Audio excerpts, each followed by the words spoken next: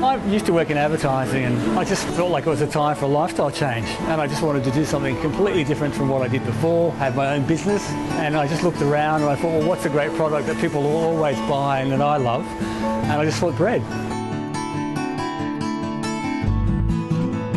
Well, I was lucky. I had this great opportunity to get a store. I wanted one on Sydney's North Shore. It's a great location, it's near the water, and there's lots of residents living by. I've got corporate accounts we supply bread to every day. Mums and dads, it's really in Sydney's second CBD in North Sydney. There's nice restaurants in Luna Park's just down the road. The Harbour Bridge is right next to us. There's parks, there's bowling, there's tennis courts. It's a really good location. Well, our busiest day of the year by far is the Thursday before Good Friday. That's when we make the most amount of hot cross buns. All the Baker's Delights across Australia make over 2.5 million just in that one day. We use over 850 tonnes of flour, 280 tonnes of sultanas, 200 tonnes of currants, and 180 tonnes of choc chips.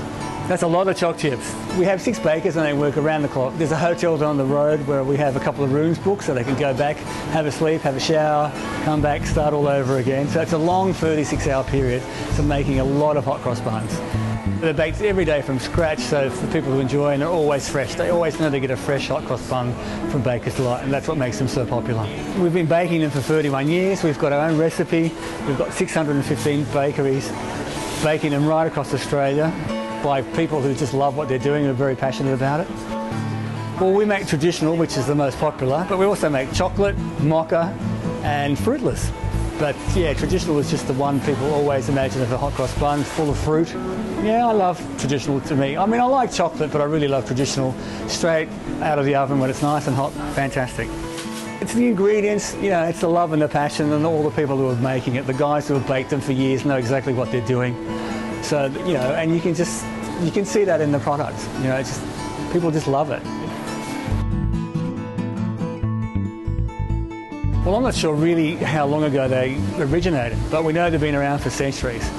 And traditionally they used to just be eaten on Good Friday, but now we make them in the lead up because people love to eat them well before Easter.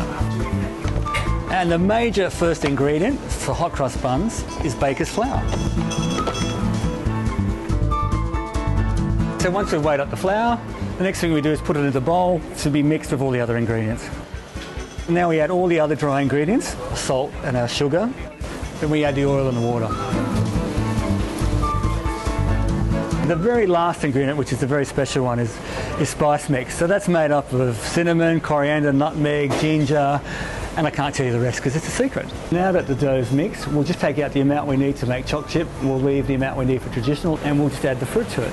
For a traditional hot cross bun, we'll add sultanas and currants. We blend the sultanas and the currants together by hand, and we soak them in water so they're nice and moist and soft when they're baked. So now that we've divided up the traditional hot cross buns, it's time to cut them into their individual servings and shape them. And then once that's done, we tray them up. We do 54 a tray. So once they're trayed up, we just put them on a rack, and then they just go into a temperature control room and the yeast takes over and does its job. Now the buns have risen and they're just ready to be crossed. And now that the crosses are on, we'll put them into the oven where they'll go for 20 minutes at 200 degrees.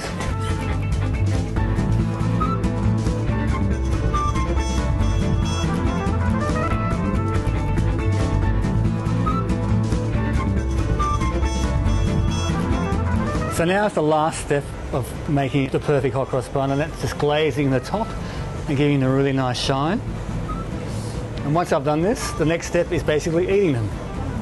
And frankly, that's my favourite part, straight out of the oven. Without any butter, still nice and hot. Fantastic. Beautiful.